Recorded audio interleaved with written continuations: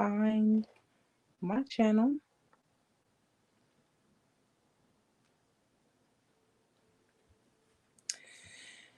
Okay, we here. Hey guys, gonna give it just a couple of seconds. I know I'm running a couple of minutes late, but I'm here. So we'll give it a couple of seconds and then we'll get into it.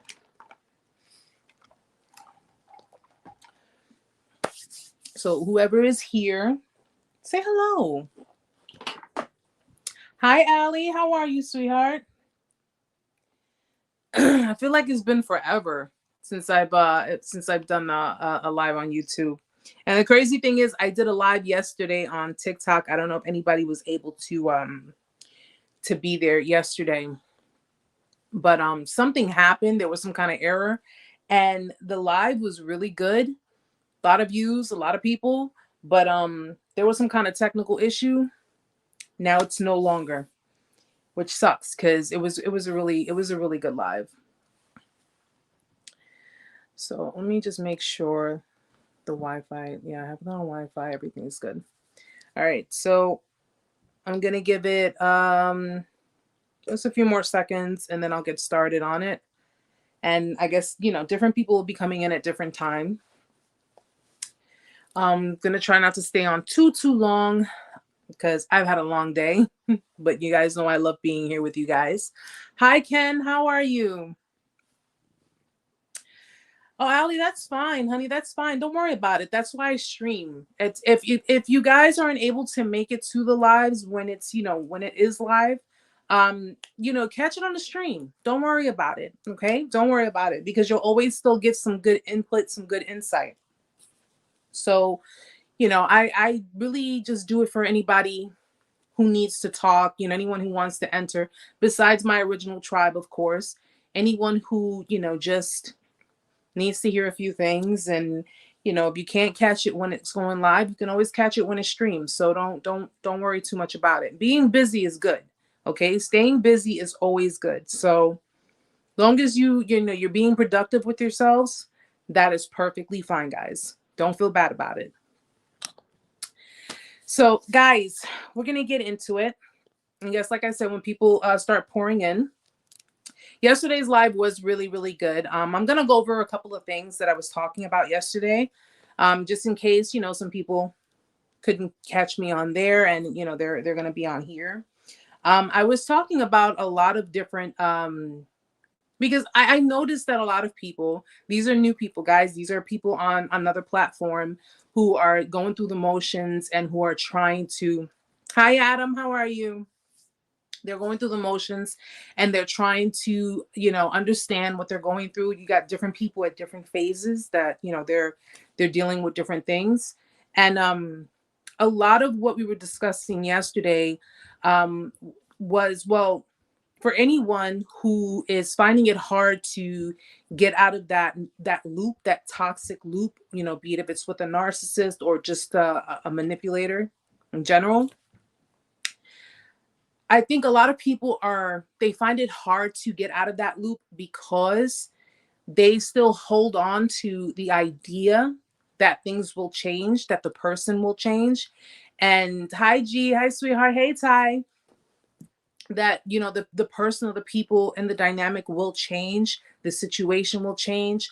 The narcissist, the manipulator will realize the errors of their ways, and they'll basically come to that epiphany of, I just realized who I am and what I'm about and what I'm doing, and I want to change.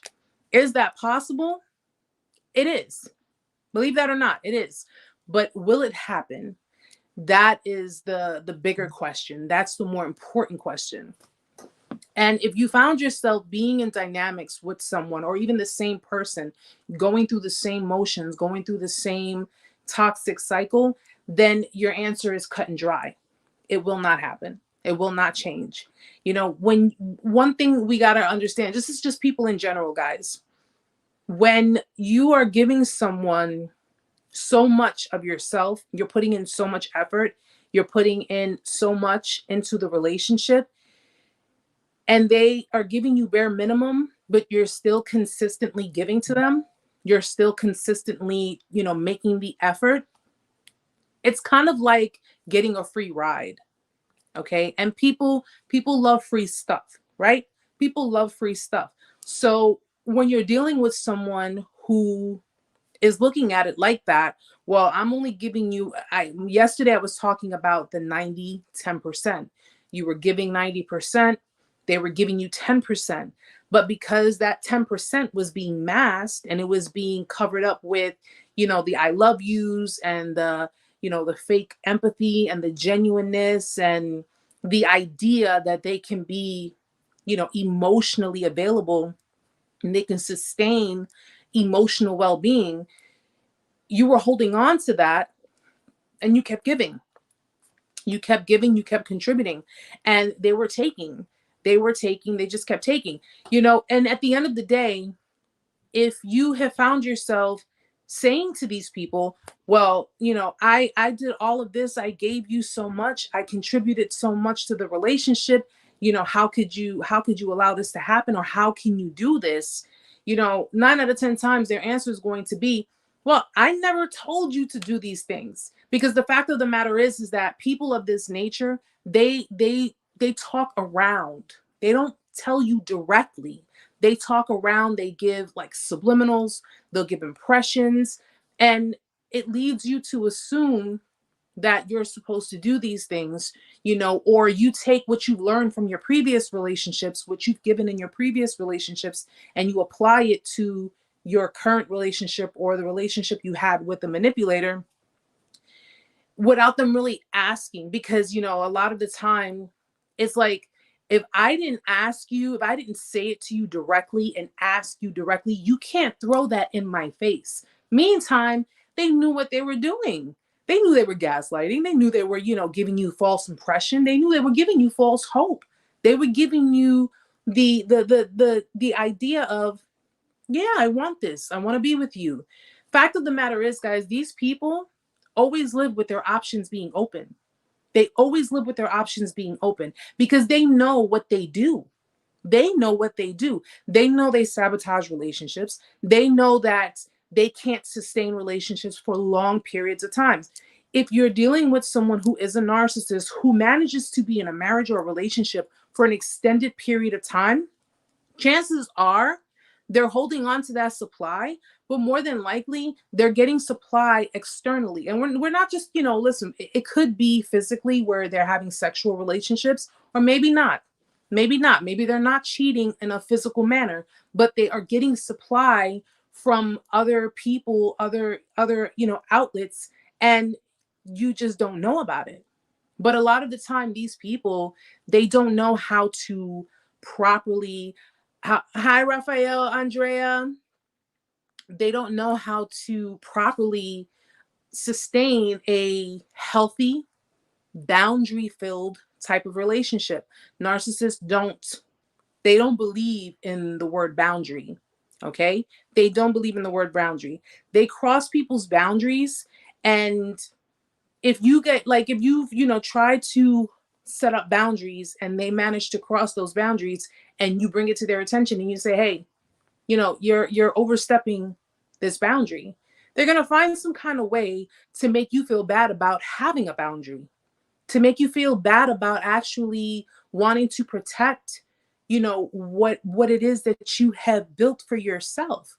They're going to find some kind of way to make you feel bad for standing up for yourself. These people don't have backbones. Believe that or not, guys, they don't have backbones. Okay? They have backbones with people who stand up to them. I'm going to say it again. They have backbones with people who stand up to them, because people who stand up to them pose as a threat to them. So if you're dealing with someone who, likes to, let's say, okay, fellas or ladies, whatever your preference is, let's say you're dealing with a female narcissist. And if you notice, which is what I've noticed, toxic females, number one, they take pride in their toxicity. Okay? They take pride in being a toxic person. They know that their toxicity is having an effect on people, they just don't care. They don't care. So if you had, a female narcissist, typically a female narcissist likes to poke. They like to poke. They like to, constantly be a pain in the ass. Okay. They know what they're doing. They know what they're doing. And an effort to gain a reaction out of you, they're going to consistently and constantly do it. They know how to push your buttons. They know where to push your buttons, because remember, you at one point were very vulnerable with them. So with you being vulnerable, you were open, and you being open, you were bare. So she pretty much learned your ins and outs. She learned things about you. And what she did was she took what she learned about you to use it against you when she saw it necessary, or when she saw fit. So if you ever found yourself standing up to her, and you're not backing down. Maybe in the past you have backed down a few times. Maybe in the past you gave in, you succumbed to her, her little ways of making you fall for her, or making you, kind of sweep what she has done under the rug, because females have a way of seducing men. We know this, guys. We're not stupid. Females have a way of seducing men. They know how to charm men. They know how to say the right things. They know how to make you feel like you are, you're the number one man in their life. Meantime, they could be sitting there doing the same thing with 5 other dudes. But because you've managed to fall for her tactics before, if you decide not to budge, if you decide to say, nope, I'm done, this shit is done, I'm over it, not going to happen again. Yes, she's going to poke. She's going to prod. She's going to do all kinds of stuff to piss you off, to annoy you, to make you feel, some kind of way. She's going to probably try to tear you down. She's going to probably try to, tear down your self-esteem. She's going to try everything in the book. Okay? All the while portraying to everyone else that, I am who I am. I'm a strong-minded person, and this person's just weak because he can't handle a strong woman. That's bullshit. It is bullshit. Okay? I've seen these types of females. I've seen what they do. I've seen how they do it. And the crazy part about it is, with me learning, this is why females don't deal with me. This right here is why a lot of females don't deal with me, because I can see through the bullshit. And I will be quick to put a female in her place.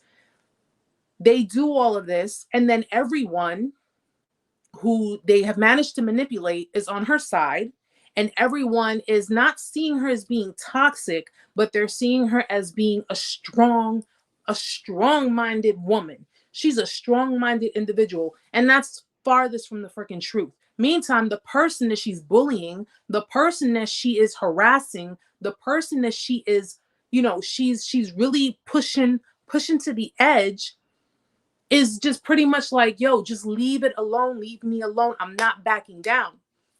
She'll continuously do that until the point comes that you have to, listen, some of you guys have given them a taste of their own medicine. Okay. And I'm not blaming you for it. But when you stand up and you tell them straight like it is, no chaser, that's when they'll really have a backbone. Because now it's like, oh, okay. Because that backbone is going to help them when they stop in their tracks. They don't have a backbone when it deals with people who they deem as weak, because they don't really need it, because they look at it like, I can do whatever I want. I can say whatever I want to you. You want me. I'm pretty much filling your life. I'm filling your life with my presence.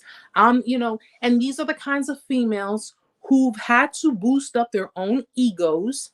Okay? They had to boost up their own egos, because let's face facts, guys. Number one, a lot of narcissistic females have either had fathers who have left and they've had the traits of their mother projected onto them, or two, they've had the traits of their mothers projected onto them, and they had fathers who had no backbones because they were too busy enabling the toxic mother, and they were being very passive aggressive in their life. And it's because of that they don't have strong male role models. They didn't have a strong male role model to put them in their place, because clearly if they're going to take on their toxic mother's traits, they're pretty much taking out, if daddy abandoned them, they're taking out that abuse on the man that they're with, because they're treating them like shit. They're treating them like shit. They're looking at them like, something, you, like every other man, are going to pretty much be out there and be a dog and do this and do that. So what do? Let me hurt you before you ever hurt me. I'm going to hurt your self-esteem. I'm going to tear you down before I ever allow you to deflate my ego. These are little girls in search of a positive, strong male role model that they really didn't have in their life.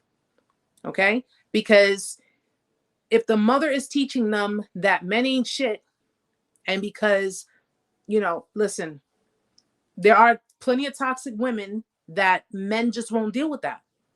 I'm not dealing with it. I am not dealing with it. I'm not dealing with you. Now, you do have some men who leave the mother and the child, or you have men who have just left the mother, but because they left the mother is making the child pay for it. There is so much that could have been avoided in these females' lives had they really just for a second stopped and chose to go the right path. Because at the end of the day, it's still a choice. And they just decided that, you know what? Mom taught me this. This is how I have to, this is how I have to be towards people. Then this is how I'm going to be. And that's one of the biggest problems. That's one of the biggest problems. I personally, like I told you guys, I had codependency issues. My issues were codependency, but I was more the people pleaser. I was the one who did not want to be detached. I wanted to have that emotional connection. I wanted that emotional fulfillment. And throughout my life, I relied on other people to fulfill that for me. Okay.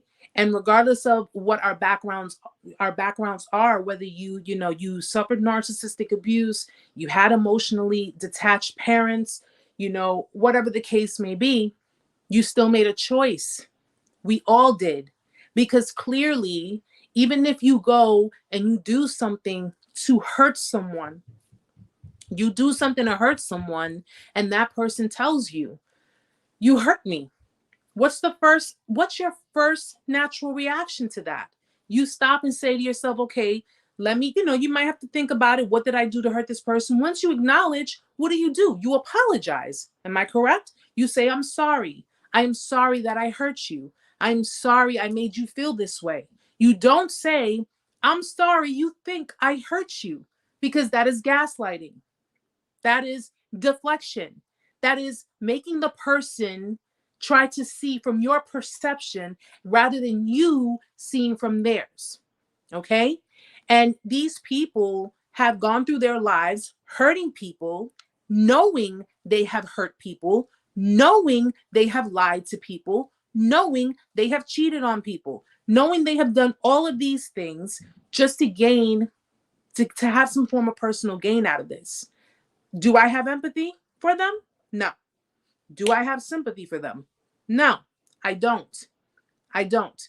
Just because I say it all the time, just because they lack a conscience does not mean they are unconscious. They are conscious to all of the things that they do.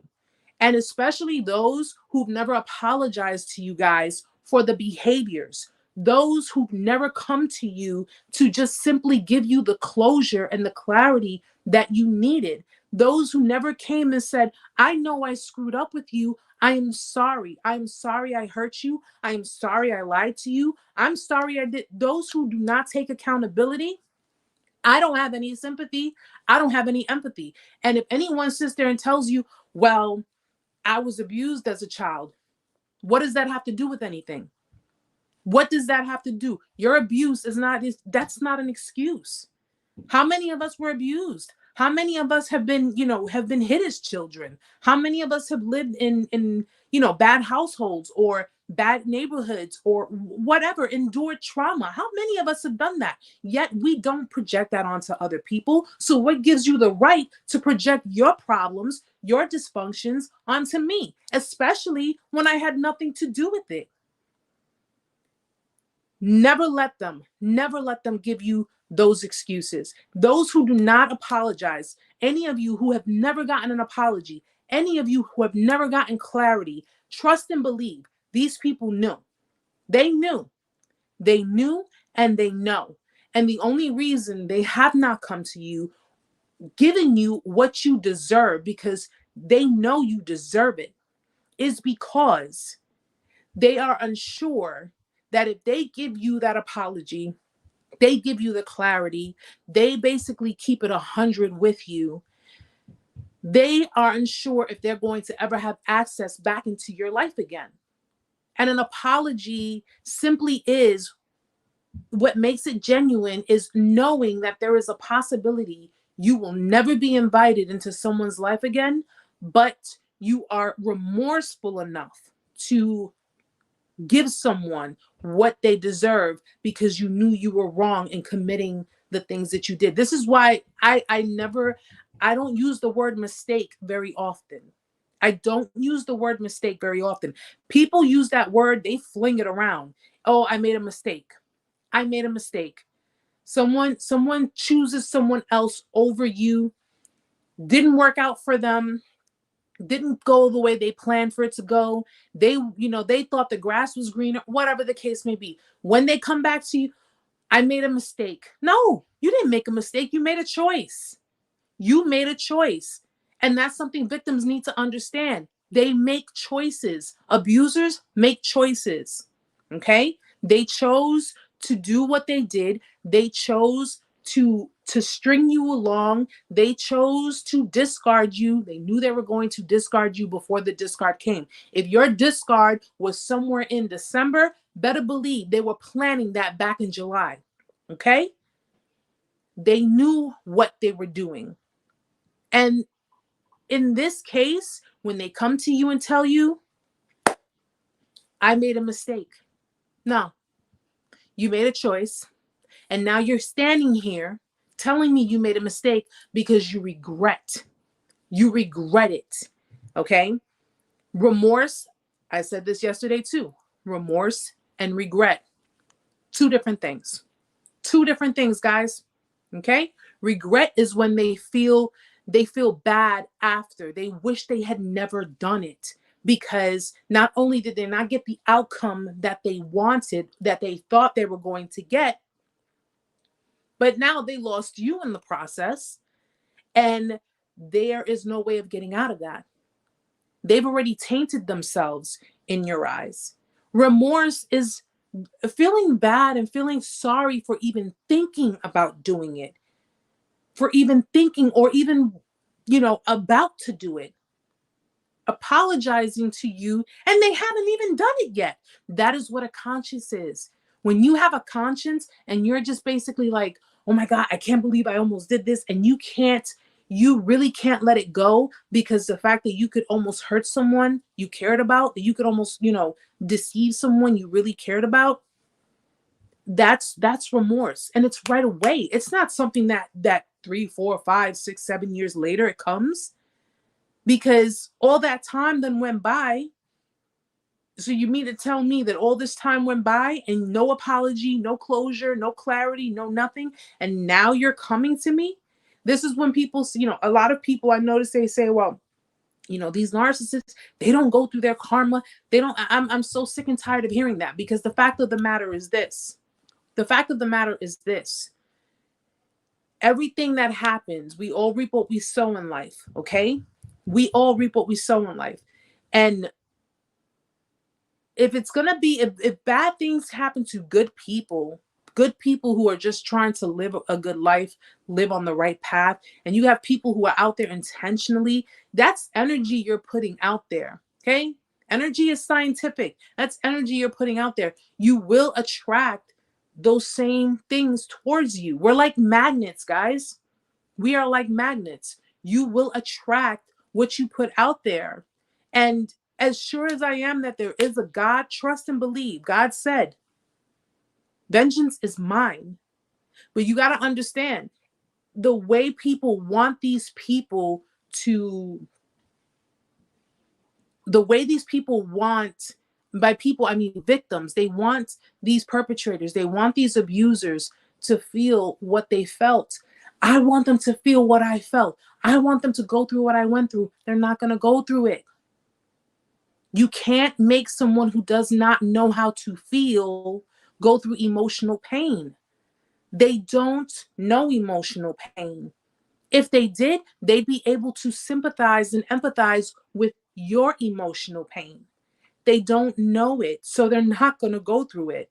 These people, a lot of them are very superficial. A lot of them are very shallow. Their thing is, for example, a lot of narcissists, they fear the lack of money. Okay? They fear not having enough of it.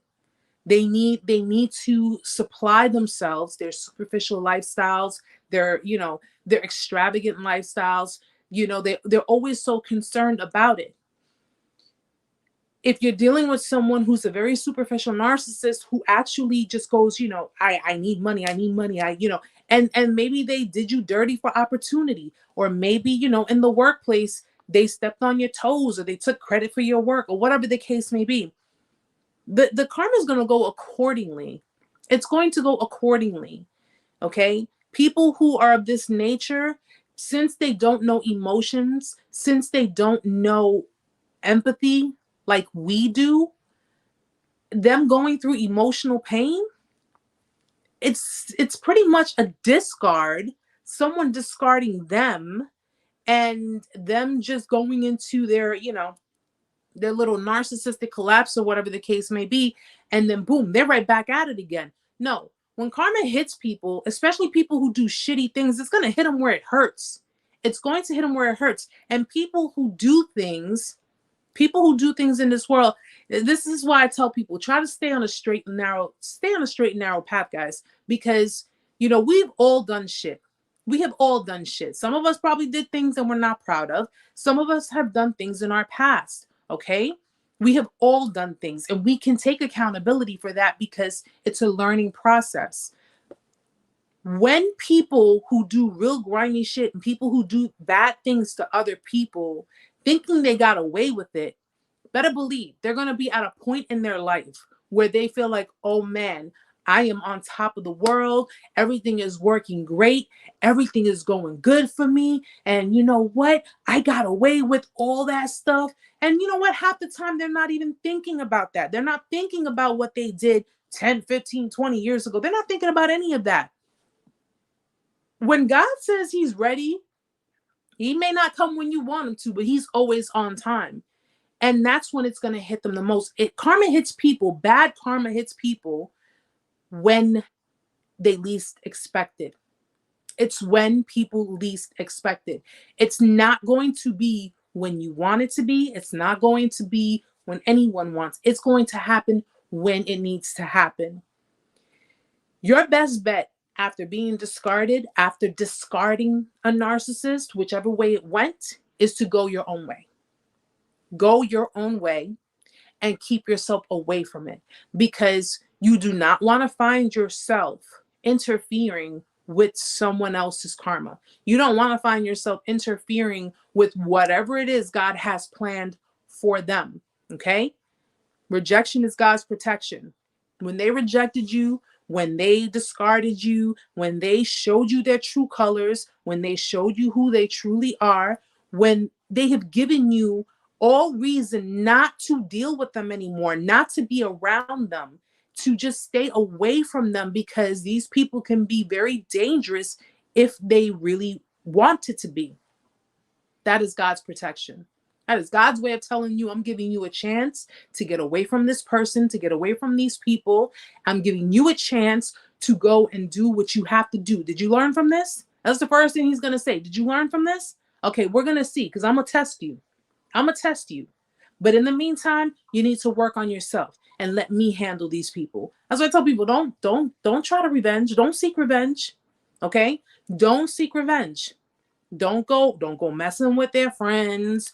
Don't go driving past their house. Don't go keying their cars. Don't do any of that stuff, guys. Do not do any of that stuff, because not only are you putting that stuff on you, but their reaction to your revenge can be worse. It's not worth it. It's not worth it. Go your own way and do what you have to do for you. You learned your lesson. God's going to test you. I'm going to tell you that, guys, right now. You will be tested. You will be tested. You'll be tested to learn, to see if you actually learned the lesson and you've actually managed to get the blessing out of this traumatic experience, which is the knowledge, everything that you need. Now that you're done with everything, what do you come up with? Healthy boundaries, right? You're not putting up with nobody's shit. You're not letting anybody cross those boundaries. You're not letting anybody charm you. You're not letting these little females bat their little $200 eyelashes. You're not letting these dudes with their prints all up on you like, hey, yeah, I got a big what? What? I got one too. What? Okay? You're putting up these boundaries. You're not letting the things that would lure you in, the things that would keep you stuck, you're not letting it happen anymore. You learned your lesson. You learned from it. Now you know I got to discern people. I got to pay attention. I got to ask the right questions. I see a red flag. I'm out. I'm out. Nope. Your flag is as red as my lipstick. I can't do it. You know how many people have come in my direction that have been red flags? And I'm like, nope, nope, nope, nope, nope, nope, nope, no. I'm not doing it. I'm not doing it. And it's not the matter of using what you have gone through to control how you handle situations, or to allow you to make, who you've been with, to control who you're with in the future. It's to basically say to yourself, I know what I deserve. I know what I want. I know how I should be treated, and I won't accept anything less. There's nothing wrong with that. There's nothing wrong with that. Meet with people who are going to meet you halfway. If they're not going to meet you halfway, you're wasting my time. You're wasting my time. Okay? You give me an inch, I'm giving you an inch. You give me 3 inches, I'm giving you 3 inches. I'm giving you what you're giving me. I am not going to go above and beyond, and you're just going to sit there like, oh, well, no, not going to happen. Not going to happen. There's way too many selfish people in the world who feel entitled, who feel like, oh, well, out of everybody. This is funny. One time, this is years ago, this one guy said to me I was on a dating site, and this one guy said to me, you're beautiful, blah, blah, blah. All right, cool. He literally said, if you give me, I have 4 of the girls who are trying to get with me, who want my number, but I'll drop all of them if you give me your number.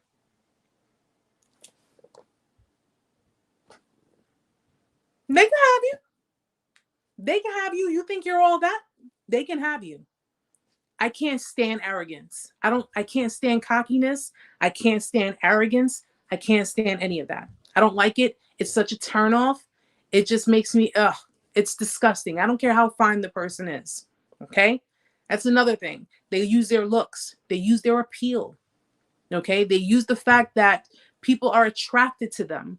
They use that as a form of an ego boost. Okay? So these people are boosting up their ego, and they're already walking with their own self-importance. So now they get an ego boost from other people, and they're coming to you like, hey, they're this, I can have all this, but I'll give all of this up if you're willing to. No, don't give it up on my account. Please don't give it up on my account. Okay? As a matter of fact, I'll help you turn around and push you over to them. I can't stand that. That's such a freaking turnoff. Cannot stand it. And the crazy part, women have a way of doing this and getting away with this because they're more subtle. They're more subtle. Like, they don't even have to tell you. They don't have to verbally tell you, I got a bunch of guys who want me, even though you have a lot who do. They'll show it in their actions. women love to triangulate. So they'll pretty much kind of put you in there to compete. Okay. That's another thing. They put you to compete. They want you to compete for their love, their attention. They want you to compete for them because they want to feel desired. Narcissistic people, narcissists want to feel desired. So they'll try to put you in a position to compete with other people, to get their attention, to make them feel good about themselves. Mind you, they're mediocre people. They're mediocre. And that's the damn truth. Okay? Their relational skills suck. Okay? Their responsibilities? No. You have female narcissists who at some point, some of them, if they have children, they end up abandoning their kids, or they end up putting their needs before their kid. Who would want to be with someone like that? Seriously, who would want to be with someone like that? If you notice people in your, people that you're meeting are showing you certain things that just like makes you kind of question. It makes you question their motives. It makes you question what exactly are you trying to accomplish here? Don't bother. Don't bother. And let me tell you something, guys. And I want to make this perfectly clear. I should have probably said this in the beginning. People like the seasons, they change, okay? People's feelings can change, emotions can change, thoughts can change. It happens, guys. It does happen. And often you're going to have other people who don't understand the experience tell you, well, you're getting mad at someone for being with someone else, for choosing someone else over you, and therefore you're calling them this and you're saying that, and you're pretty much showing how you're bitter. No, let me explain something about that for you. Number one, like I said, people's feelings can change. It happens all the time. Okay. People end up not being in love anymore. People end up going in their own ways. They end up just wanting to be with someone else. First and foremost, if you leave someone to be with someone else and you feel that person can fulfill you, that's codependency. Just so we understand. Okay. That is codependency. The fact that you have to leave someone to be with someone else means that you are already starting something with someone else. So you are already entering, whether it was emotional, physical, mental, you were already starting something with someone else while you were already involved with someone. That is cheating. Okay? Believe that or not, that is cheating. But if you have to leave someone to be with someone else, that is codependency. It's basically, I can't fulfill myself. You can't fulfill me, but this person is exciting and new and makes me feel good about myself. That is codependency. It's codependency. Straight up. Now, if you leave a relationship for yourself and you're like, yo, I just don't, this isn't working for me, and I need to do things for myself, by myself, with myself, that is you pretty much doing what is right for you, because of course you have to put yourself first. But here is the difference between that and being discarded by a narcissist. The difference, or a narcissistic person, okay, because we're not limiting it. The difference is the narcissist is blaming you for the relationship not working.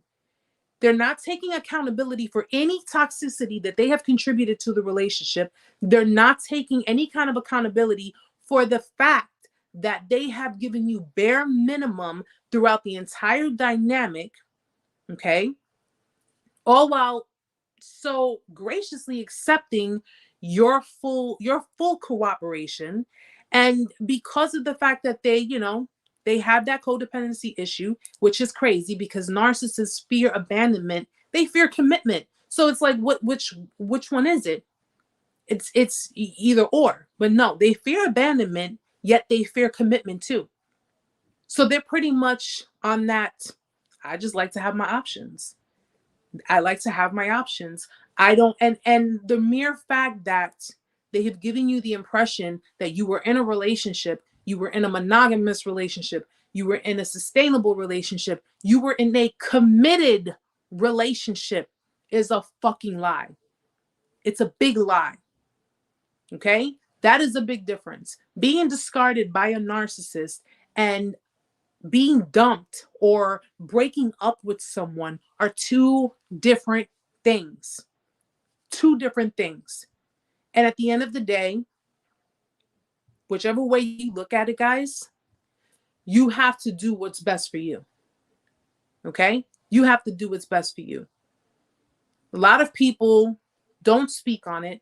A lot of people are not really coming forward with whatever it is, or not really letting the person go, not letting the situation go, not accepting things for what they really are, because deep down inside, sadly to say, victims, you have victims that are holding on to hope.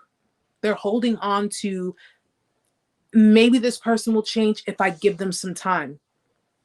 No. Because as long as they know you're sitting there waiting for them, as long as they know that you're sitting there with the hopes that they will come back, that they will change, that they will eventually give you what you want, that's when they're going to just pretty much sit on their ass and do whatever the hell it is they want, because they know that you're waiting for them. Meantime, you're avoiding healing, you're avoiding actually seeing everything for what it is, and you're avoiding having a potentially great relationship with someone else who would appreciate you, who would value you, who would love you just as much as you would love them. I wish not many people were like this, but unfortunately, you do have victims that are. You have victims that are stuck in stages, especially after the discard. Some victims are stuck in the, but it felt so real. It felt so genuine. They felt so empathetic. They related to me. They, they did nice things for me. They showed me, they told me they love me. Words are words. Anybody can say I love you.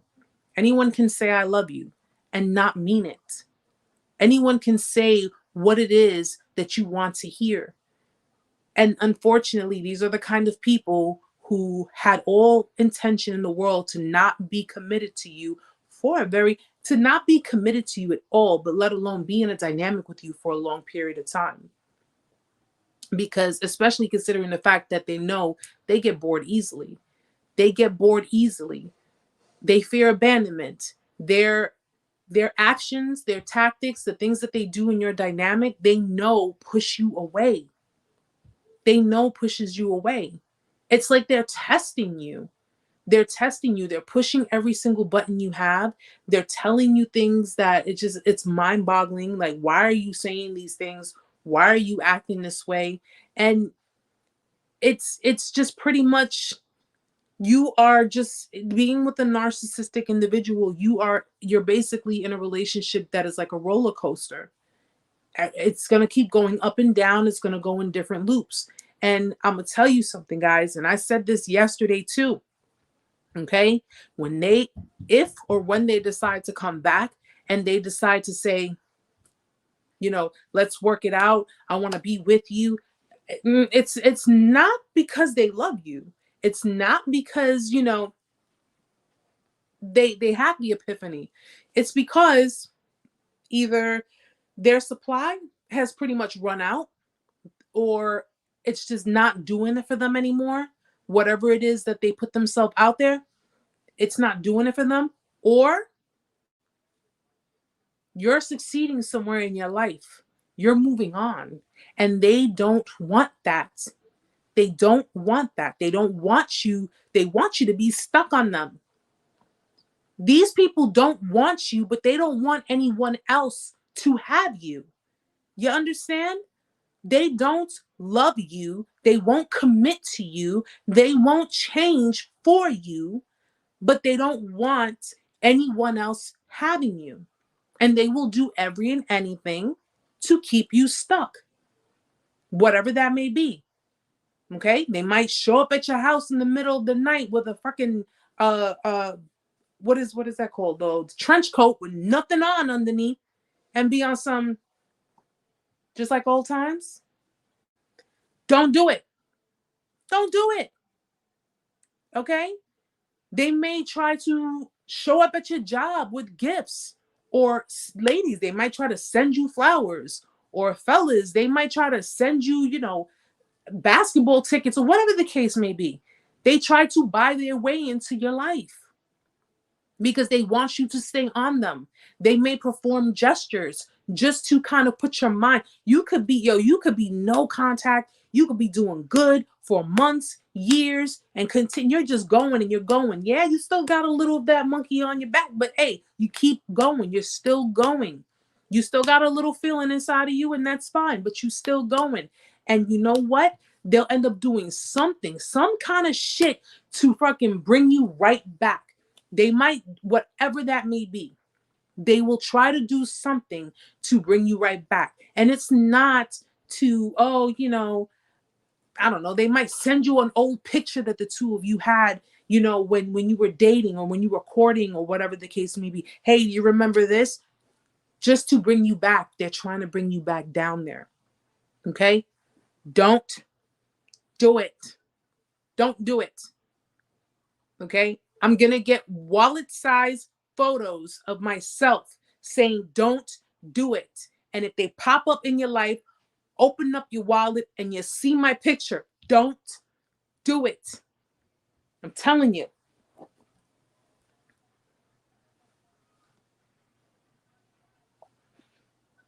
Thank you, Cicely. And I'm glad you got unstuck. I'm glad you got unstuck. I'm glad you saw things for what they are. I'm glad. And everything, what did I tell you? What was going to happen? Did it not happen?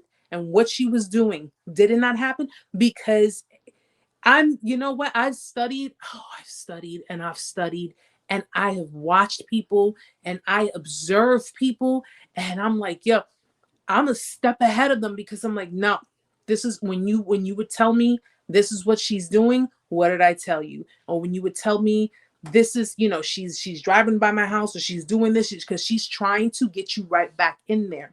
She's seeing that you're not putting up with her crap. She's seeing that you're avoiding her. You're ignoring her. You're not bothering with her.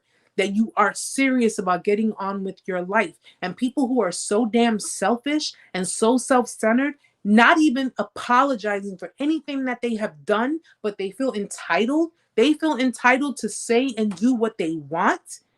It's like, okay, yeah, I screwed you over. So what? Get over it. Let's move on. Next. Bitch, if you don't, man,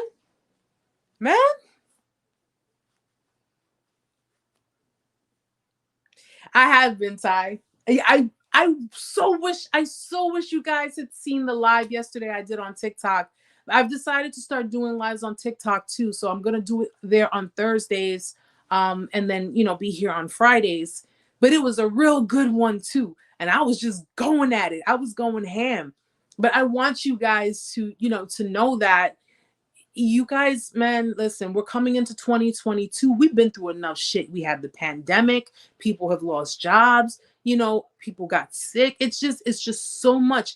This should be an eye opener for everybody. Everybody. Okay? Why spend your life chasing people, trying to, be around people, trying to be in relationship with people who don't even appreciate life, who don't appreciate you? They don't care.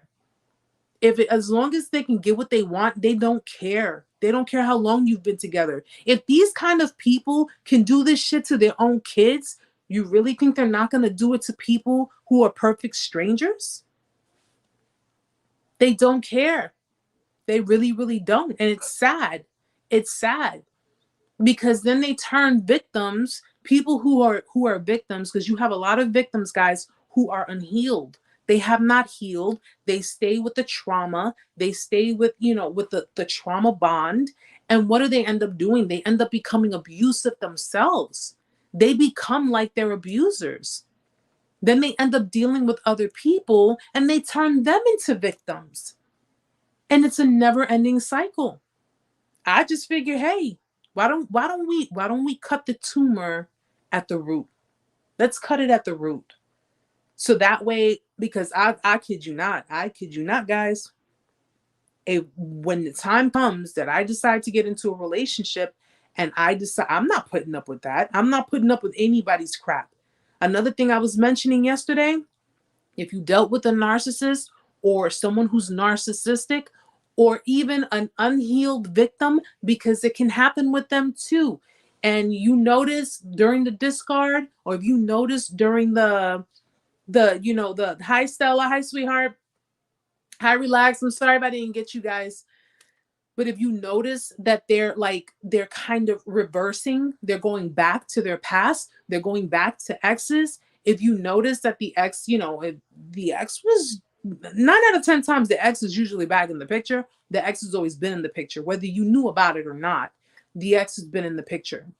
Okay. And if you notice that as you're being discarded, the ex is being put on a pedestal, that's that whole recycling shit. That's that whole, well, you know something? I'm discarding you because now my ex is really starting to look good. Or my ex is over here, doing better for themselves, or they're becoming, they're becoming successful, or they're becoming popular, or they're doing whatever. They basically switch it now. Now it's like you're down here and their ex is up here. What? No. An ex is an ex for a reason, right? And for me, when I saw that for myself in my own situation, that I was basically pulled down to the bottom of the gutter and the ex was put on the pedestal, man, the way I did it, I did it gracefully. I said, fuck this, I'm out. And I blocked everybody. I deleted everything. I blocked everybody. This is how you do. This is how you do. After and I know a lot of you, listen, you guys have your own stuff to take accountability. But at the end of the day, if you were respectful, if you were decent towards the person, if you, nurtured them, you gave them love, you gave them unconditional love, and they go and they just crap all over you for people who will crap all over them for opportunity. Listen, that shit ain't worth it. That shit is not worth it, guys. It really is not worth it. That disrespect alone should have had you walking away. But if you needed confirmation, the different people that you were like kind of skeptical about, but you didn't say anything because you really didn't have concrete. I was one, I didn't say anything because I didn't have concrete proof. I always like to have concrete proof. I like tangible proof before I open my mouth about something. But just seeing that in itself, that let me know. Not only do you not value me, you didn't respect me, but you went and you demoted me and you went backwards, man. Let them go. Let them go. Let them deal with that. Let them be with whomever they want to be with, and just know your worth. They didn't show you your value, okay? At that point in time, they didn't show you your value. They showed you their depreciation and their value. That's what they showed you, because that was all them. That was all them. That was not you. Your abuse, the narcissistic abuse, was not your fault, is not your fault, and will never be your fault. If you have done everything you were supposed to do in your relationship, if you have given and you have unconditional love, total respect, anything beyond that, if they come at you, and I tell people, somebody commented, it was on my TikTok, right? Somebody commented on one of my videos and they ended up deleting it. I don't know who it was, but when it was my video about karma. And the person was like, so I guess all these years I was seeing through your bullshit. It was something to basically reflect off of me negatively. Let me tell you guys something. Number one, you guys know I'm very transparent. I don't give a shit. I don't care what people think about me. I don't care what people have to say about me. But at the end of the day, I look at it this way. If people feel slighted by me, or if they feel like I betrayed them, trust and believe they had that shit coming. Okay? Because if I'm betraying people, I'm betraying them with the truth. I'm not going to sit here and be like, oh, I'm going to talk about this person. I'm going to slander this person. I'm going to shame this person. No, I'll be more than glad to betray people with the truth, because at the end, I don't give a damn what anybody thinks of me. Okay. But there are things in my life that I've had to do, I've maneuvered around, and that's for the safety of my son, for the well-being of my son. And a lot of people wouldn't understand my story. They wouldn't understand where I come from and how I've had to live my life. But at the end of the day, I owe nobody anything. I owe nobody anything. The only one I owe is God. That's the only one you owe, guys, is God. You don't owe anybody anything else. And when people when they try to sit there and act as if they have something like over my head, listen, I've spent my life with my balls in other people's hands. Okay. People have had me by the balls for years. For years. Okay.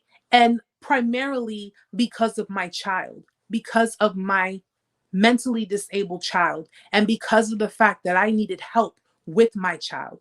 People will not understand the kind of life I have gone through. People won't understand the struggles that I faced in trying to be a good mom, trying to have my own personal happiness, and trying to make sure that everything is done evenly. But because I don't put my happiness before my child, people don't understand that I've had to make sacrifices. And if it meant telling people certain shit, then that's what it is. But rest assured, anything I've done in this life, anyone comes to you and says, Erica's a trifling bitch, Erica's this, Erica's that, check their temperature. Please check their temperature, because I have not done anything that no one had coming to them. And mind you, I don't seek revenge on anyone. But if you see me, if anybody sees me, or if anyone hears me getting belligerent or getting out of character or acting like a bitch, a cold-hearted bitch towards people, trust and believe, guys, they deserve it. They deserve it wholeheartedly. That's but I lost my train of thought now. I'm so into it. I'm hyped tonight. I am so hyped tonight. Hi, Butch.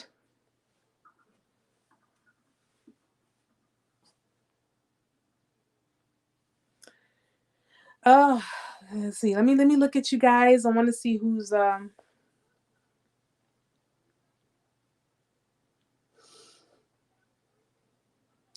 Yeah, Cicely. That's another thing.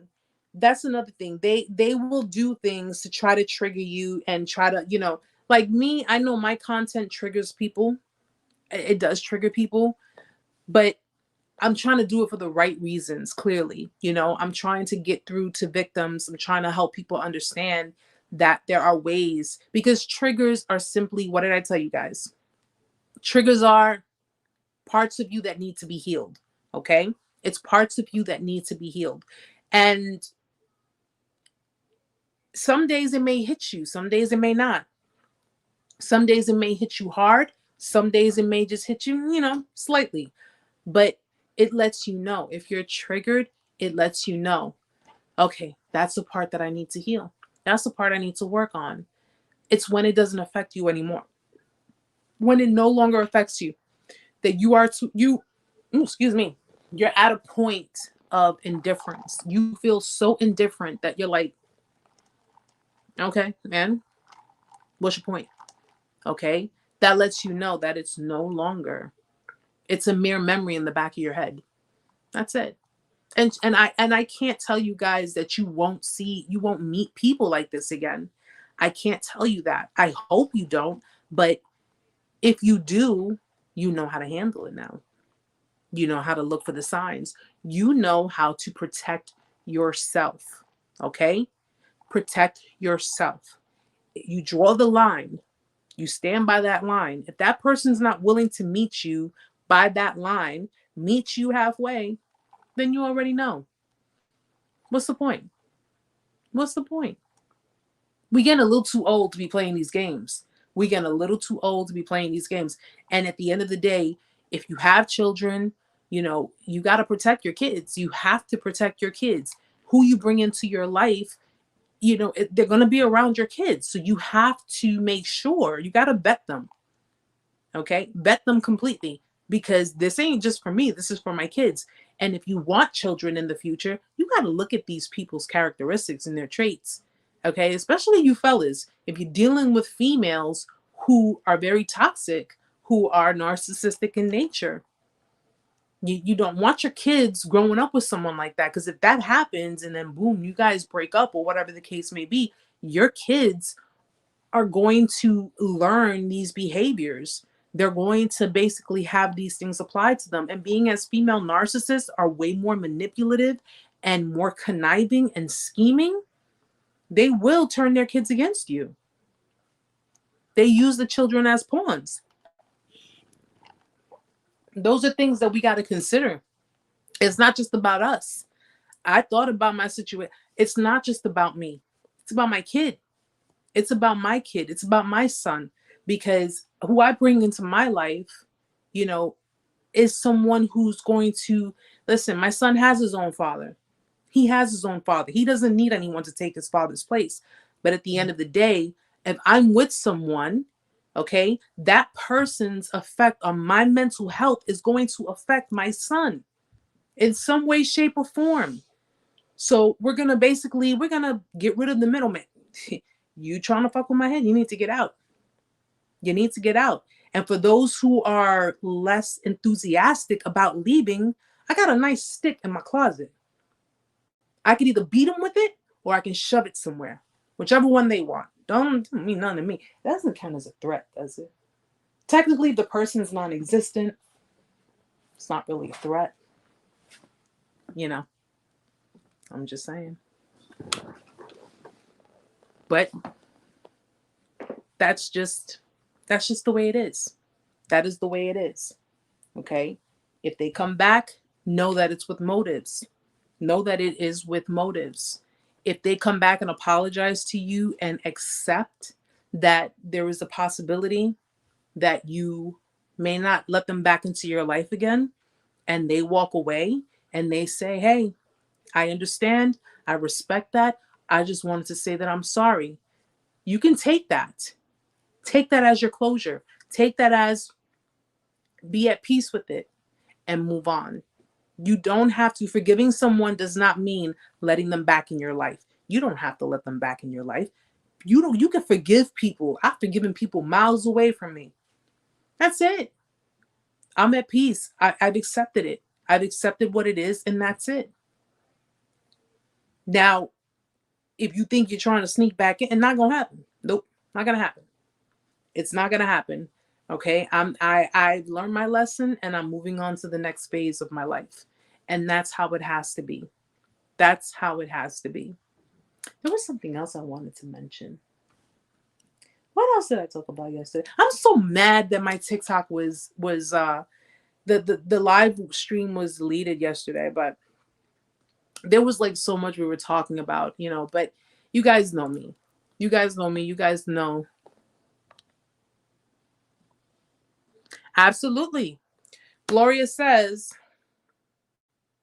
a caring boyfriend is more valuable than 50 stepfathers. Absolutely. You know what it is, and I told this in last week's live. I said, the person you have in your life, whether it's ladies or gentlemen, if you got a girlfriend or if you got a boyfriend, they are going to be in some way, shape, or form an influence in your child's life.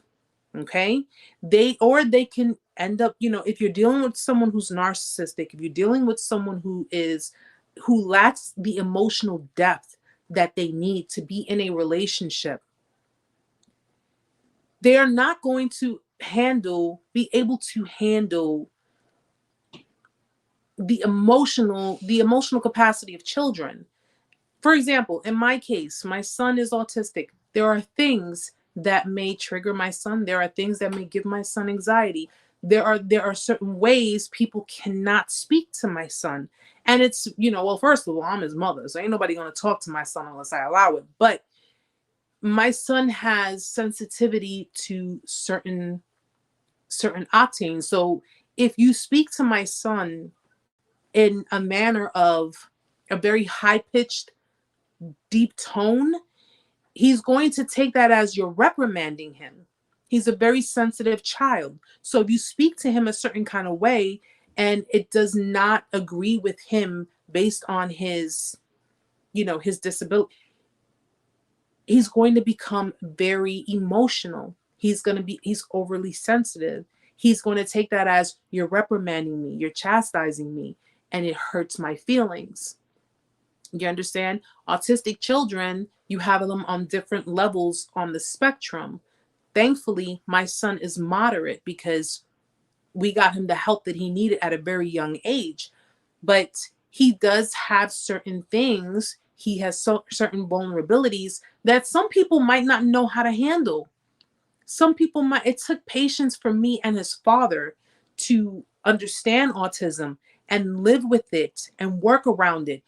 Can you possibly think that someone who is narcissistic, someone who is emotionally stunted, someone who does not understand emotions, does not understand the type of things that my son endures, do you think they're really going to understand him on any kind of level?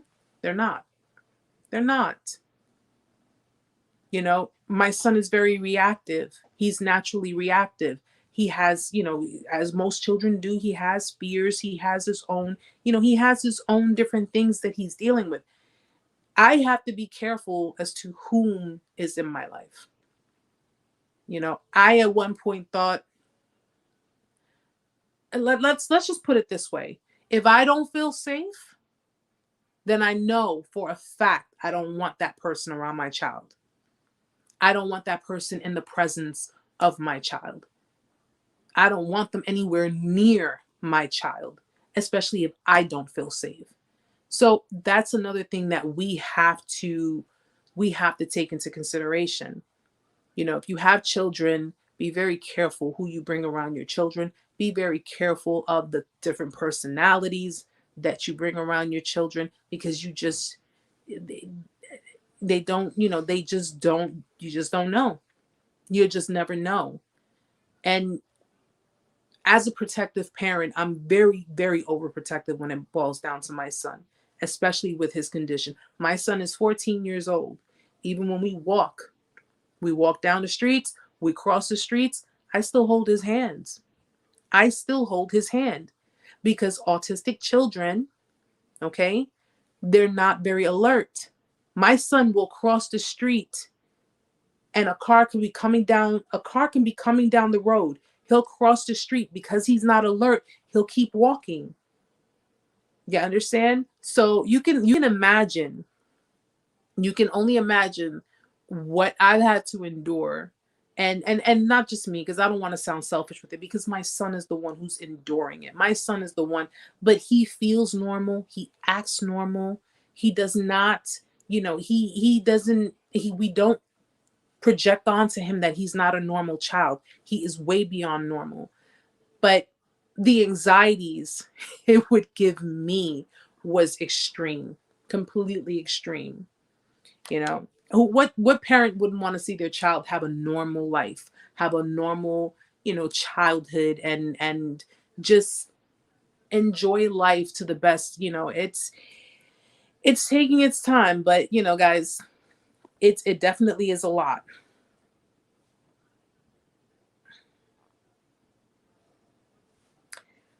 So Gio, I'm not a reactor, but I'm extremely sensitive, super empathetic. I just don't believe having feelings can be any worse than not have any at all. Yeah, I mean, who wouldn't want, who wouldn't want to know what it feels like to feel empathy, to feel sympathy, to feel love, all different emotions, all different emotions.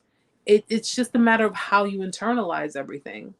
And my son, he was a very happy child when he was a baby, very happy child. And to this day, he's at that age, teenage boys, they like to have their privacy, and he's a very normal kid. He really is. And it's just his cognitive functions. It's just, the wires are a little, but at the end of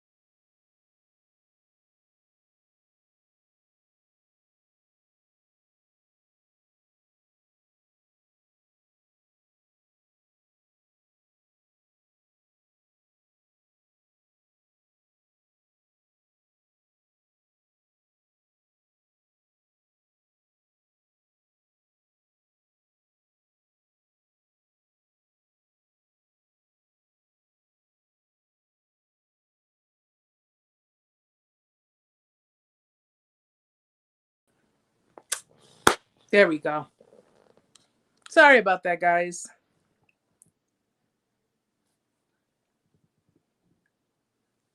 Okay. We're good? Okay. I'm sorry about that, guys. My phone rang. Let me just come back.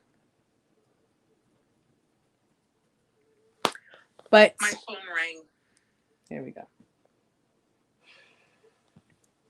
I tell people, don't call me at certain times because when I'm on live, I won't be able to answer. But do you think people will listen? No, they don't listen.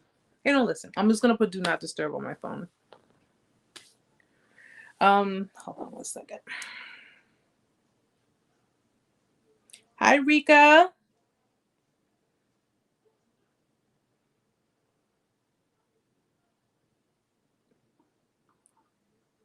All right, guys. Cicely had to leave. Customer service? I didn't even see the comment there.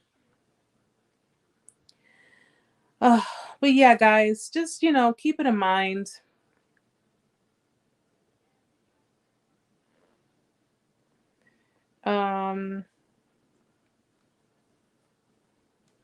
Yeah, my phone, I'm sorry, guys. My phone was ringing and it's, 7 days out of the week and they want to call me when I'm doing my lives. I tell you. But yeah, guys, just, keep it in mind. Like, just be very super careful. I'm gonna put the timestamp, I guess, when it streams. Be very super careful who you bring in your life. Like, and I was watching earlier at work today the interview with Dr. Romani, and she made a good point. And the thing is she said, charming people, she said it, charming people scare the crap out of me. She stays away from charming people. Like people who charm, like the overly the over enthusiastic type of people, the type of people that just kind of like laid on extremely thick and just, they're just like so into you, they're she's basically like, just I mean, you could be around charming people, but you just got to use your discernment with them. And in most cases, not every narcissist is going to be a charmer. Not every one of them is going to be, because, oh yeah, another valid point I made yesterday was, you may deal with one of two types of narcissists. You may deal with either the golden child narcissist or the scapegoat narcissist. So you have to decipher. The golden child narcissists are the ones who've had their egos like completely stroked throughout their life, and it's just pretty much, I deserve the best. I was told I deserve the best. I should have the best by any means necessary, because they have completely complied with the narcissistic individual in their life, the caregiver or the parent. And as a result of it, constantly had a pedestal put onto them. That, of course, is the projection of the idealistic part of the parent who, idealizes themselves. So they're basically projecting that onto that child. The other type of narcissist is, of course, the scapegoat narcissist, which usually ends up being the toxic narcissist. And those are the ones who have been, who've been abused, like verbally abused, put down, let down, to the point where they basically have created this hardened shell for themselves. And their take of the world is everybody's out to, out to get me, and I can't trust anyone. So, I'm just going to get what I want, and that's it. And I don't care who I stomp all over. I don't care who I hurt, and they can be very brutal in the relationships and the dynamics. If you dealt with a scapegoat narcissist, chances are they projected onto you all of the abusive projection that was passed on to them. Okay. Those are the real toxic ones. The ones who are just constantly in negativity, constantly walking with like that dark negative energy. And whichever route you go, you just don't want to deal with them. You don't want to deal with either one of them. You don't want an entitled, you don't want an entitled twat, but you don't want a toxic penis, you know what I'm saying? Like, I'm trying so hard not to curse. I'm really trying hard not to curse. But You guys get what I'm saying. All right. You guys get what I'm saying. You don't want to deal with these people who have dysfunctions and want to project these dysfunctions onto you as if they're your fault. They're being that way. Deflection. It's your fault. I'm yelling. It's your fault. I'm pissed off. It's your fault. I cheated. It's your fault that I had to go outside of the relationship. It's your fault. It's your fault. It's your fault. Clearly, they don't do anything wrong because it's always your fault. Yet they don't sustain relationships for very long periods of time. So it's clear to say that the problem lies with them. Okay? Don't take what they do personally. I mean, as hard as that may, easier said than done. But don't take it personal in the sense of internalizing that as your problem. Okay? Because if you have problems, their take of it is your problems are your problems, and that's it. So your problems are your problems too. No, my problems are your problems, but your problems are your problems. No, no. There is no equal give and take. There is no compromise. There is no what can I do to help? What can I no. No, no, no. The only times you will ever have someone who is completely self-absorbed, completely selfish, help you out is if they're going to get something out of it. If something, they're going to benefit from it, then they may do it. And they would do it reluctantly. They won't even, really like come forward and say, hey, let me do this for you, let me do that for you. No, they'll see you sitting there struggling and may even be like, well, so you need help with it. They'll probably whisper it to you like, what, you need help. They're reluctant. They won't even try because they don't want to take on the responsibility. They just want the benefits. They want the benefits of what can be contributed in the relationship with doing minimal work. And then if you bring it to their attention and you tell them, this needs to change, or, this is not happening, or what's going on, all of a sudden you're trying to control them. You're trying to control them. You're trying to tell them what to do. You're trying to tell them how to feel. You're trying to pretty much, make them do what you want them to do. And it's just too much of a headache. It's way too much of a headache. It's like, I look at it now and I say, that is just like, it's almost like you're seriously dealing with another child. You're dealing with another child. It's no. Let their parents deal with that. Okay? Or let the next person who thinks that them discarding you for them, that they hit the jackpot. Go ahead. Do what you do. Do what you do. You'll find out yourself. You'll find out yourself, because all this time that person, that narcissist, was having their ego stroked, and so many different people wanted them, and they picked another one out of the litter. They feel like they're lucky. Oh, they chose me. And I'm sitting here next to. Little do they know what they're going to be facing. Little do they know what they're going to be facing. Okay. I'm good. I'm good. I'm good on it. Erica, the ex-narc, went to a tarot reader who is my friend saying I'm the narcissist. Who is my friend saying I'm the narcissist. So delusional. Listen. To me, honestly, I don't knock people. I don't judge people for what they do. All I say is whatever you get involved in, as long as it's not hurting other people, it's not affecting their free will, it's not, you're not trying to do. If they have to go to that extreme, it just goes to show that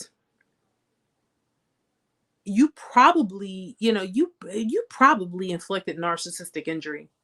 You probably have. You probably inflicted that injury.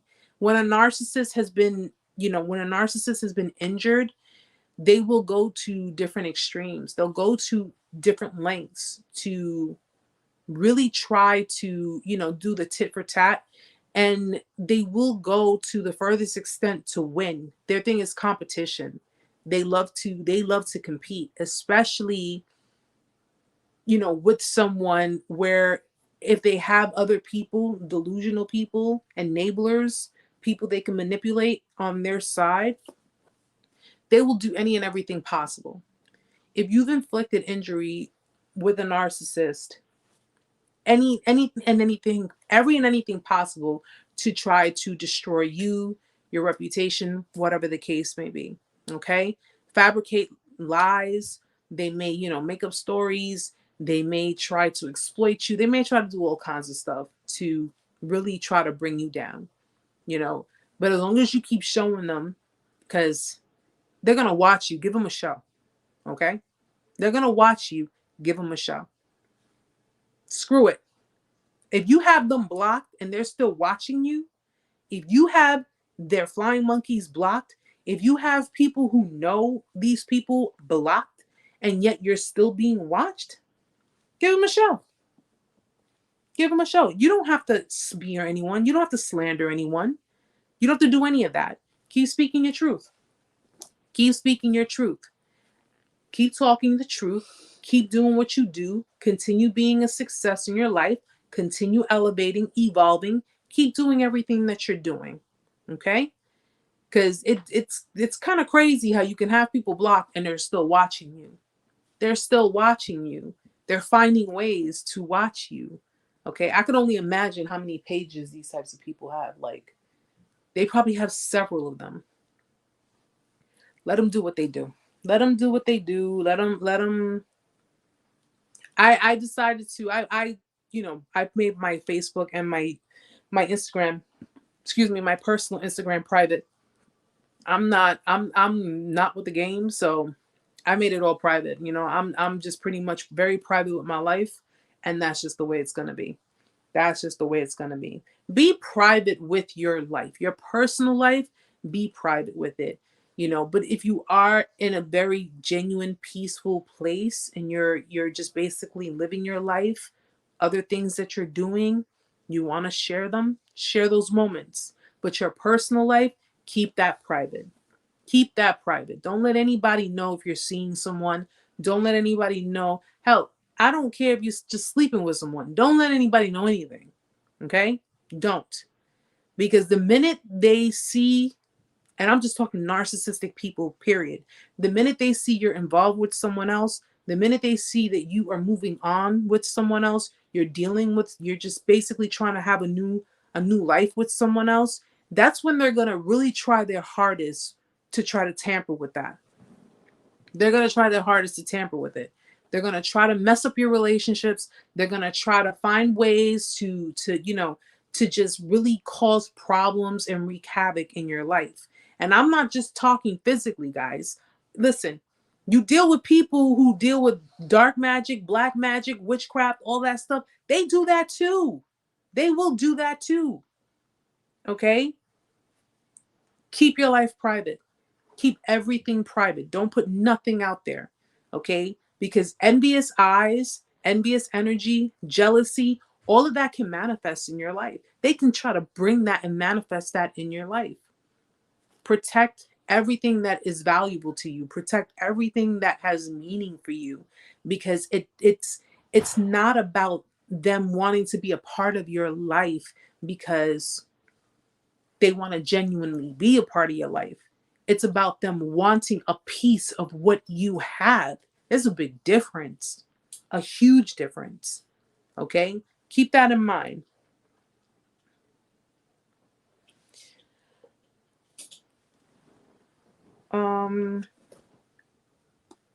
Ty, you can't believe more than half of what they say. So yeah, they're lying about 98% of the time. That is true. Customer service. My ex-narc demanded credit for things I already knew and always expected praise for the smallest things, often in public, making me feel so small. And that's the crazy part about it, is because if you notice in my other video I did why they do nice things for you, it's either it's to get that praise, because they want you to express that appreciation. Like, I want to see it in your face. I want to feel it from you, that you appreciate that I'm giving you this. You gave me half of your Nestle's Crunch bar. Like, really? Really? Okay? You want me to throw a freaking parade because you gave me half of your Nestle's Crunch bar, which is one that I paid for? Really? Okay? They want the credit, they want the praise, and it's because they want to be able to have something to lord over your head. Listen, I bought stuff from my ex. I bought him a lot of stuff. You think I give a shit about that? That's material stuff. The people of this nature, they value material things. They value the most inane things. They value status. They value wealth. They value materialistic things. They value these things because it's like, I gotta have it. I gotta have it. I want it. These are the things they value. Okay. Damn near worship. I don't care. I don't care about material stuff. I didn't care about it. When you give someone a gift, when you give someone something that came from your heart, it's because you genuinely wanted to give it to the person. Their reaction is just what lights up your day. The fact that their reaction alone just lets you know, oh, they appreciate it. That's enough for us, right? No, for them, it's, you have to, like, it's just so over it. It's just so over it. It's ridiculous. It's ridiculous. Or they'll take credit for ideas that you had. Okay? They'll take credit. They'll take credit, or they'll do something with your ideas. So if, for example, I'm going to give you an example, right? And here's a twister about it. I'm gonna give you an example. Here's a twister to it. I had mentioned, basically doing something, going for a walk in the city, over just to basically overlook the skyline, or whatever the case may be. Walking over from one part of the city to another. Yeah, we'll do it. Yeah, okay, we'll do it. Never did it. We never got to do it. Okay? Never did it. On the one day that I had to work, it was a holiday. The one day that I had to work, and I could not take it off because, I was getting paid time and a half, which meant extra money. I asked what they were doing. They were with, as they said, they were with their child. All right, cool. You're with your kid? Cool. Have a great day. Enjoy your day. He ended up going on that same walk with her, which was my idea. Now, had I said anything about it, it would have been flipped around onto me, where the aggressive talk, it was my idea to do it. They went and did it with someone else. And I'm not saying that, you spending time with your child, I will never, ever try to interfere with that. But to take an idea that someone else had and do it yourself with someone else. Had I sat there and said, listen, that made me feel some kind of way because that was my idea, and you could have waited until I had a day off, that conversation would have been flipped into, what, you don't want me spending time with my kid? You don't want me going places? You understand? You understand how that conversation would have gone? I avoided that. I was like, all right, enjoy, have fun, do whatever. They take your ideas, okay? And I'm not just talking narcissists, I'm talking manipulative people, I'm talking narcissistic people, I'm talking people who like to play games, people who are just honestly full of shit. They'll take your ideas and go ahead and do it with someone else. They'll go ahead and do it with someone else. Okay? He's done other things that I have asked him to do for me. Never did it for me, but he did it for someone else. He did it for someone else. Cool. Cool. That's why it wasn't as hard. It was hard for me to move on from the dynamic because I invested so much time. I think that's one of the things we hold on to, guys, because you've invested. You've invested time. You invested emotions. You invested patience. You invested love. You invested trust, loyalty. You invested all of this, all to get shitted on at the end of the day. And then have your heart ripped out and be made a mockery of, because that's exactly what they did. At least in my situation. At least in my situation. That's exactly what happened. Okay? And to have that thrown in my face was, it made me angry. I was more angry than anything, but you accept it and say, you know what? You're not worth it. You're just not worth it. How I react to your situation, how I react to the things you do is going to affect me. It's not going to affect them. How you react to it is not going to affect them. It's just going to give them more supply. That's all it's going to do. It's going to give them more supply. It's going to feed their ego. That's all it's going to do. So don't react. Don't react. Just say, you know what? Screw this. I'm done. I'm out. This is who you are. This is how you are. This is what you do. You can have it. It can have you. I'm good. I'm good. Yeah. Ty says, good luck replacing us. When you were the best one that they came across, they will look for you and other people and get madder and madder with each person.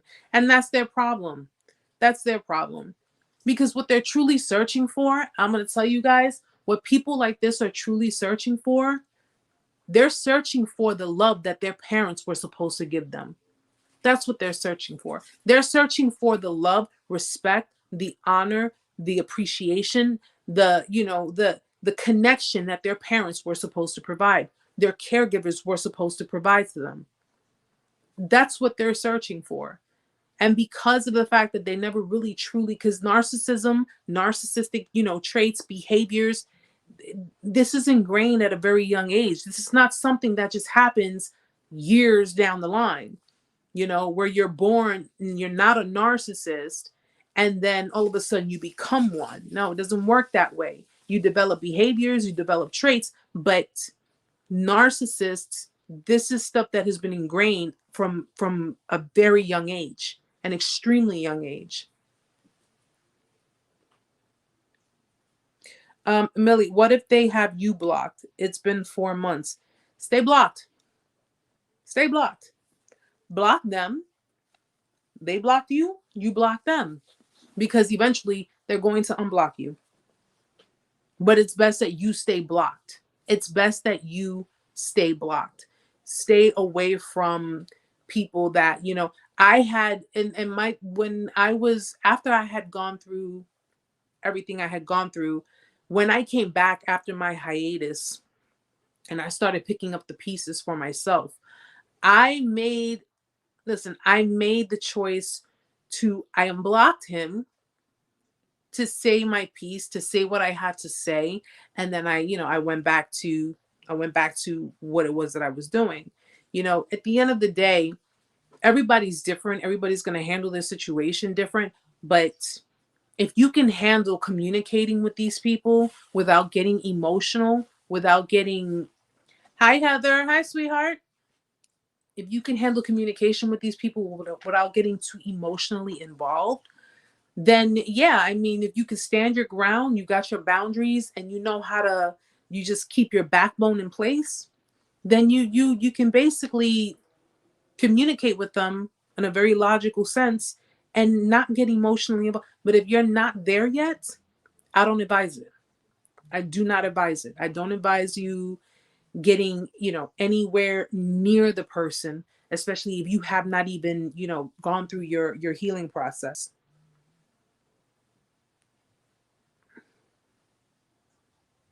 Okay, I just want to make sure. But Yeah, it's important that, guys, you just take that. You got to take everything with these kinds of people. Hi, Cherise. Hi, sweetheart. You have to take everything with these kinds of people at face value. Okay, there's no telling, and especially now with all this awareness being created, you don't know. There's, they can try to be unpredictable. They can try different things, and also just keep in mind, guys, I would strongly say, because if you didn't listen, I have no doubt in my mind that you dealt with narcissists. You dealt with people with narcissistic traits, characteristics, but more than likely you've also dealt with people who were victims of narcissistic abuse and they haven't healed. They have not healed. Okay. And because of the fact that they have not healed, rather than doing the work, they just ended up pretty much holding on to the resentment, holding on to the resentment and projecting that onto other people. Either way you look at it, either way it was done, some people are just, some broken people are not meant to be put back together by you. They're not. Okay? And you will cut yourself trying to do it. It's not worth it. It really isn't. Let them deal with their own stuff. Let them deal with their own issues, their own life. Let them walk their own paths. Everybody has a path. They have their own. They want to keep walking down that road, let them. Okay? They're only going to hold you back. They're only going to hold you back. You know, you were real, your love was real, what you felt was real, your connection was real. Your side was real.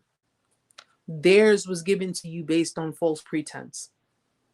And at the end of the day, there was one time they were being completely honest with you, and that was during your discard.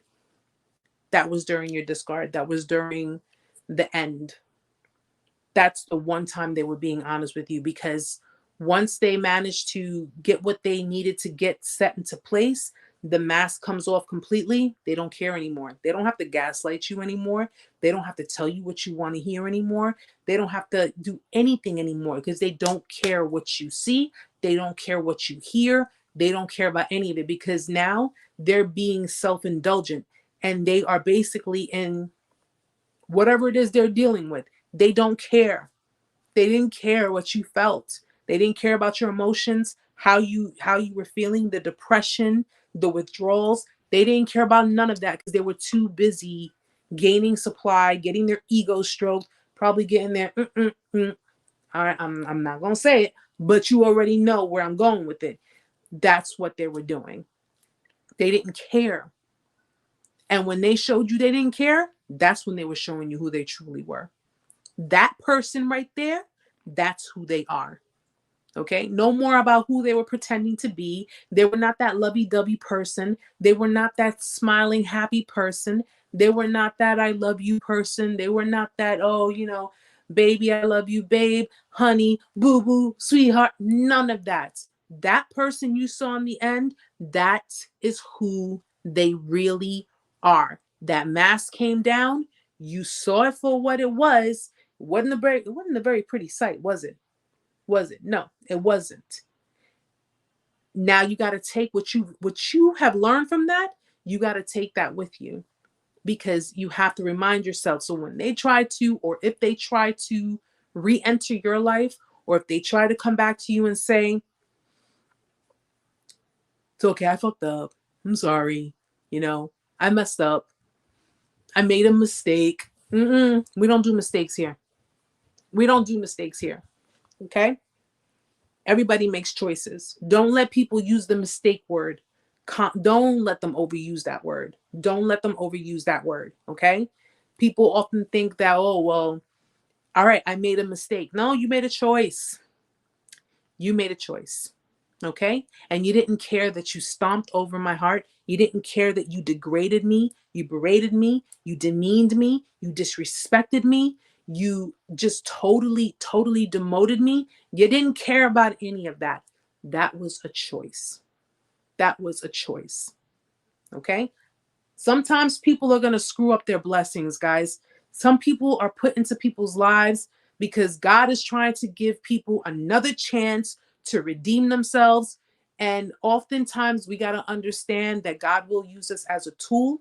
God will use us to try to create some type of a lesson in someone's life and in someone's life.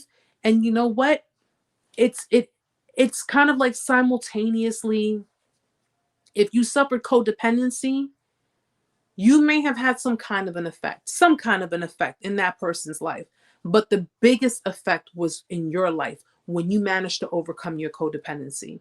Because this situation that I was in, this situation I went through, 36 years of codependency, okay?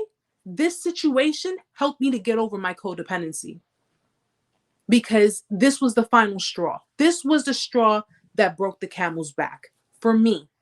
For me, my codependency, completely, I'm done. I don't rely on nobody for anything, no validation. I don't need to rely on anyone to give me any kind of love, emotional support, none of that.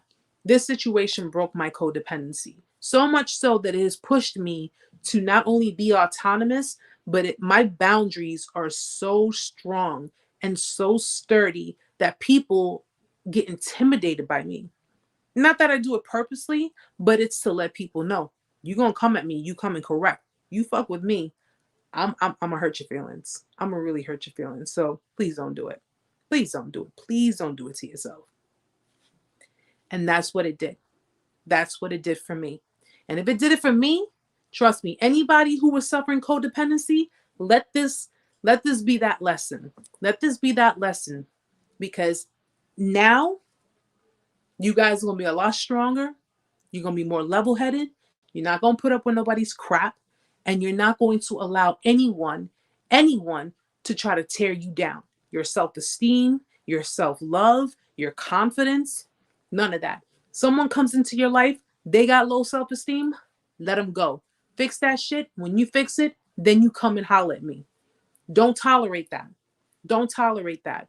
We've all had low self-esteem. We've all had insecurities. But if someone is projecting their low self-esteem and their insecurity onto you, it's because they're down here, you're up here, and they're trying to bring you down here. Nah, my man, I don't think so. Not gonna happen. I'm up here and I'm staying up here. You want to be up here, you're gonna have to bring your ass up here because I'm not coming down there. I'm not doing that with nobody. Nobody. I don't need nobody. I got batteries. I'm good. Trust me on that. Don't need nobody. I said it. I said it. Ladies, y'all know what I'm talking about. You know what I'm talking about. And fellas, listen, you don't need anybody, especially if you're healing. You don't need a female. They got stuff for men too, guys. Okay? I'm just saying. Okay? It's practicing safely, right? Right? Just because you're single doesn't mean that you got to be around town, bouncing all over the place, sleeping with different people, doing different things. No, the point is getting over codependency. The point is actually, getting through it, getting through your trauma. If you get someone involved, it's just going to be a distraction. You don't need it. You don't need it. You don't need the distractions. You just need to focus on you. Self-love. Self-love. That's all you need. Okay? Give yourself some love. All different aspects. Give yourself love. Give yourself love. Do what you got to do. Handle your business. Okay? And then when the time is right, you ready to go out there and start mingling? There you go. There you go. What is the movie? There's Something About Mary. Watch it. Learn a thing or two. Trust me. It's a funny movie. But it teaches you a thing or two. Okay? Yes. Batteries. I said it. Yes, Butch. It means you're halfway there. Now you got to get the other one. Although some electronics and thingamabobs take 2 to 3 batteries. But hey, get a whole damn 20 pack. Okay? Give yourself love. Take care of yourself. Okay? There's nothing wrong with that. You taking care of yourself, there is nothing wrong with that, especially if you're healing. Physically take care of yourself, pamper yourself, do things for yourself, do things by yourself. And once you start to get, accustomed to it, and you start to get, when you're ready, and you will know when you're ready, then you go ahead and you go deal with someone. Because just as much as you don't want to deal with someone and their trauma and their drama and their BS, remember, guys, there are people in the world who don't want that from you. So it's better to work on yourself, heal everything, get it out of your system, and then say, okay, I'm ready. And when you're ready, make sure that you let that other crap.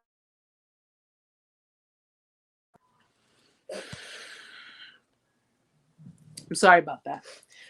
That's my sign. My brother keeps calling me, so that's my sign. I'm gonna definitely. Oh yes, Charisse. Oh yes. Okay. Battery life is the best life because it lets you know that you don't want to be dealing with people.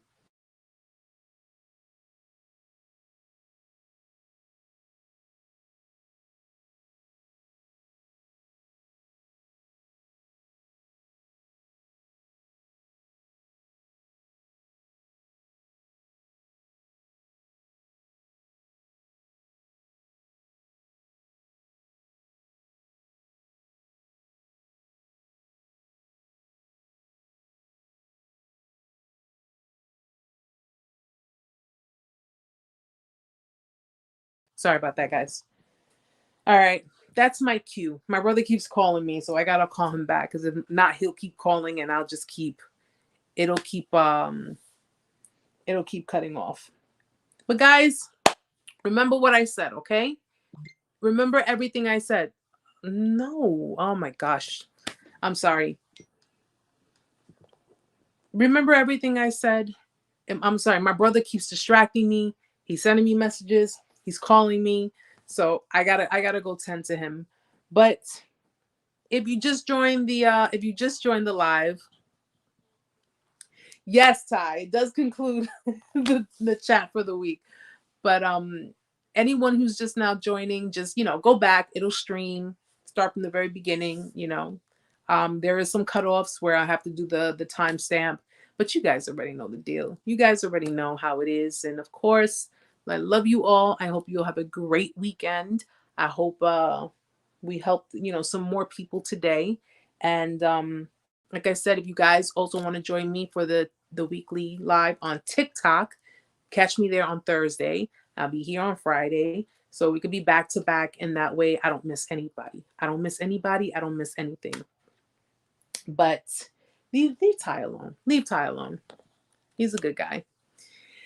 But guys, thank you so very, very much for being here. Love you. Have a great weekend. I'll see you next week. Let me get to my brother because if I don't, he will not stop calling me.